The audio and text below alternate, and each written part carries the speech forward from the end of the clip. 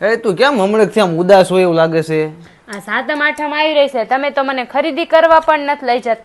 ખરીદી કરવા ન લઈ જાવ તો કાંઈ નહીં, પણ આ સ્નેહાને ખંજવાળ આવે છે એના માટે કંઈક હારા હાબુ સીંધો ને.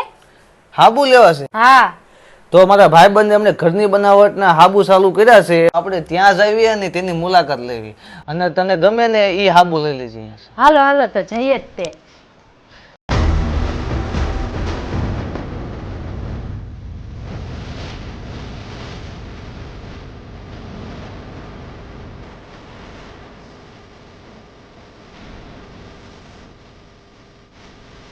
શું તમારા બાળકોને પણ ખંજવાળ અને ગરમી લાગે છે? તો આ કેસુડાનો સાબુ છે, તમારા બાળકોને નવડાવવા માટે બેસ્ટ છે.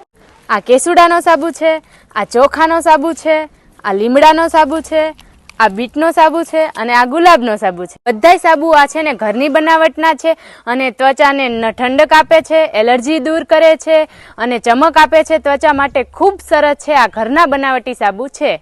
શું તમે પણ આ હાબુ મંગાવવા માંગો છો? તો નીચે કોન્ટેક્ટ નંબર આપેલો છે, અને જો તમારે બિઝનેસ કરવો હોય તો અહીંયા જથ્થાબંધ માલ પણ મળે છે. અને આ નેચરલ સાબુ છે અને ઘરે બનાવટી છે. મેં તો મંગાવી લીધા છે, તમે પણ આ સાબુ એકવાર જરૂરથી મંગાવજો. સસ્તા અને સારા છે અને નીચે કોન્ટેક્ટ નંબર આપેલો છે. જય માતાજી.